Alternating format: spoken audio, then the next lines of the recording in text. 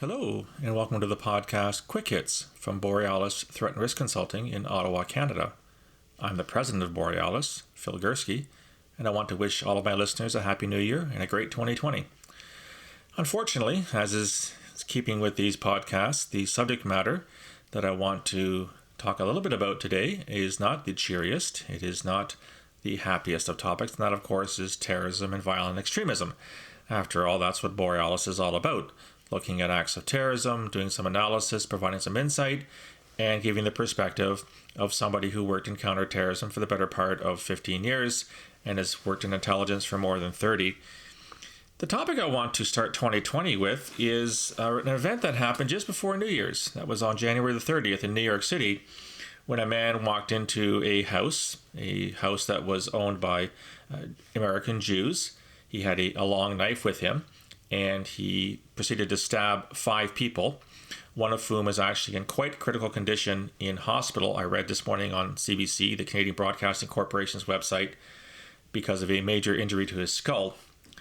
And so the question then becomes whether or not this, in fact, was an act of terrorism. I noticed that the New York Mayor, de Blasio, called it an act of domestic terrorism almost immediately. I see from other news reporting that the individual has been charged with a hate crime under U.S. law. But the question then goes back to something we've talked a lot about on this program, and you've read a lot about in my blogs and the books that I've produced. What is terrorism?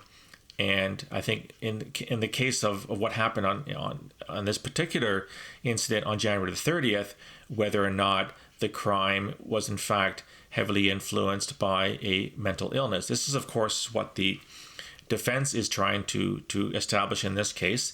Some of the facts that seem to be relatively certain at this point was that the individual who was responsible for the attack did carry out a couple of Google searches. For example, why did Hitler hate the Jews? And what are the prominent companies founded by Jews in North America?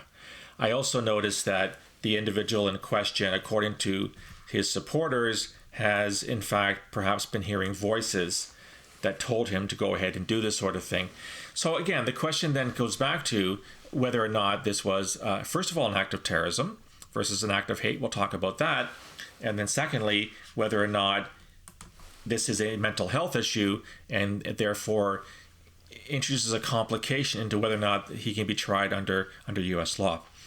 So let's go back to the act itself. Moving away from the mental health issue for a second. Was it an act of terrorism?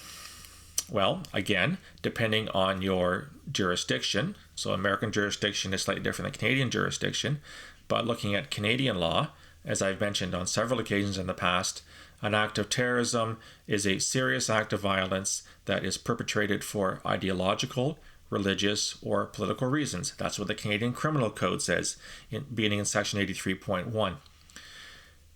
Was this crime an ideological crime? It appears on the surface that that's a distinct possibility. Clearly, the individual did some preliminary planning for this attack. His act was clearly an act of serious violence, and it clearly targeted a specific subset of the population, i.e. Hasidic American Jews. The next question then is that, was the act carried out in line with an ideology or a political idea or a religious idea? And that's where it's not so clear. So if we assume that for the time being that mental health is not going to be the issue here, the attack was clearly anti-Semitic in nature in that it targeted Jews specifically. But does that mean it was by definition terrorist? Not necessarily, because there is also provisions under many criminal codes, including the US Code, including Canada's, for what we call hate crimes. Now, hate crimes are acts of violence that are targeted at a specific group of people, whether that group is defined by religion, by ethnicity, by race, by sexual orientation. It doesn't really matter. The Crown or the prosecution has to establish that this was not just a run-of-the-mill crime you see happening all the time, but that it was targeted at a specific group. That's what makes it a hate crime. So I think at a minimum, we could call what happened in New York on January the 30th a hate crime. Whether or not it's terrorism, I think that remains to be seen. But perhaps the more important question in this particular incident is whether or not the perpetrator was in fact mentally competent. Now, I'm not going to go into a lot of details about this because I'm not a psychiatrist, I'm not a psychologist, I'm definitely nothing remotely approaching a specialist in these areas. But I do want to weigh in a little bit on the nexus, if you will, between mental illness and terrorism.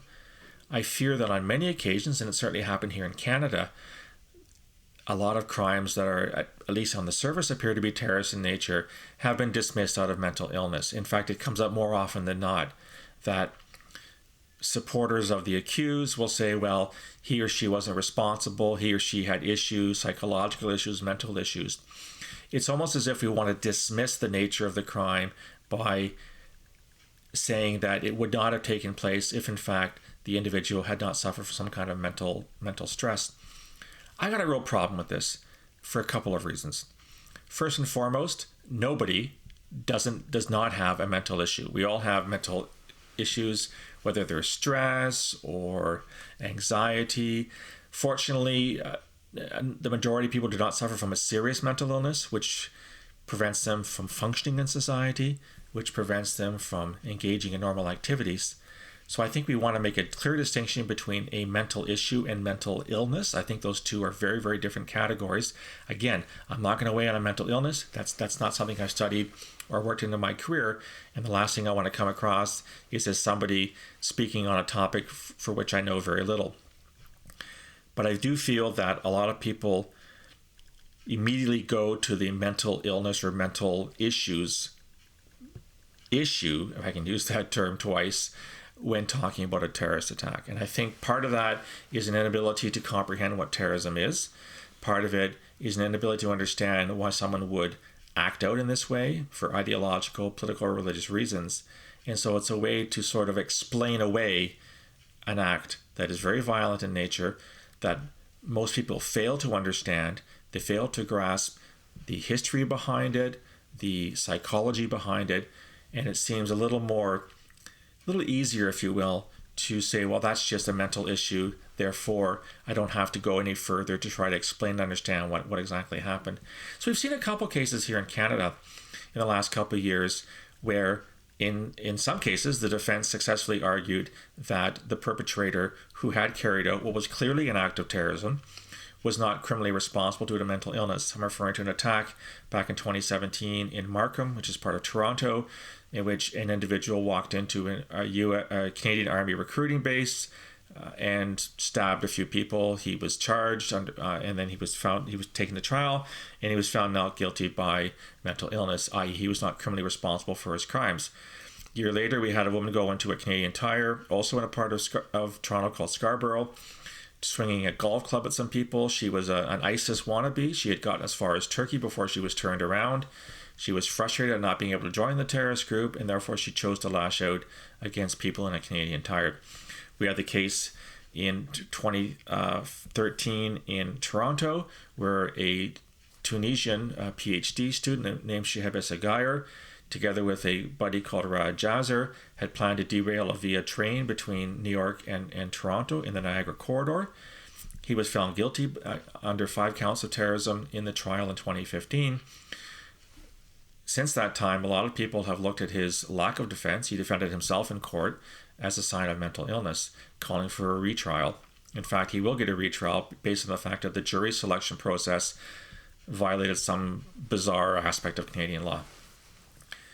What all of these cases, I think, point to is that we're not really good at looking at terrorism as a particular crime, as an offense that's committed under specific circumstances, and that we default to dismissing it as a mental health issue. And I'm not trying to say here that people who suffer from serious mental incapacity, those who do not know the difference between right and wrong, those who clearly cannot be said to be responsible for their crimes, they shouldn't be sent to prison. They should get the help that they need within psychiatric institutions or whatever.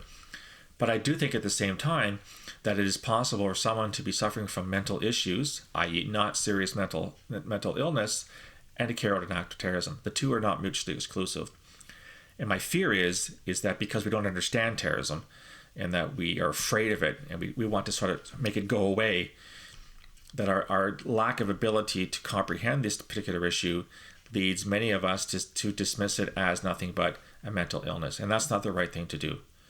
Just as in all forms of criminality, you've got the whole gamut of people from cold, calculating murderers to people who are living on the wrong side of the tracks, struggling with life, who undertake violent crimes. It's the same thing with terrorism. I don't see why we should see it as any different.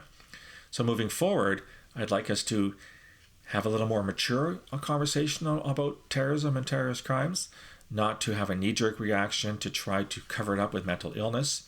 Again, in circumstances where there clearly is somebody who does not have that capacity to judge whether something is right or wrong, by all means, make sure they get the help that they need.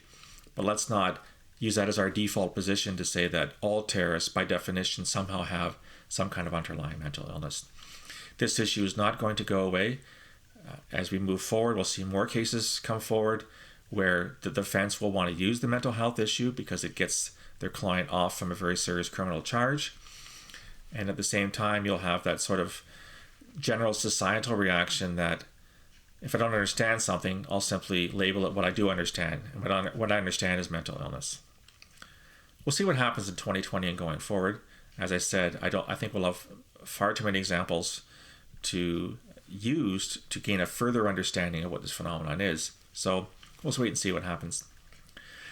That's it for Quick Hits number 8. I hope you enjoyed this podcast. I'd love to hear from you. Please leave your comments wherever you listen to this podcast on social media. You can also reach me on Gmail at borealisrisk@gmail.com. The website is www.borealisthreatandrisk.com. I'm on LinkedIn, Twitter at BorealisSaves, and Facebook. A reminder that you can subscribe to all the content available on Borealis. There are podcasts, there are quick hits, there's the Today in Terrorism series that's been going on for several months now, and other shorter pieces and perspectives. I'd love for you to subscribe and provide me with your views on what you think of the material, whether it's good or bad, as well as some ideas for the future. I'll talk to you again soon. Until then, stay safe.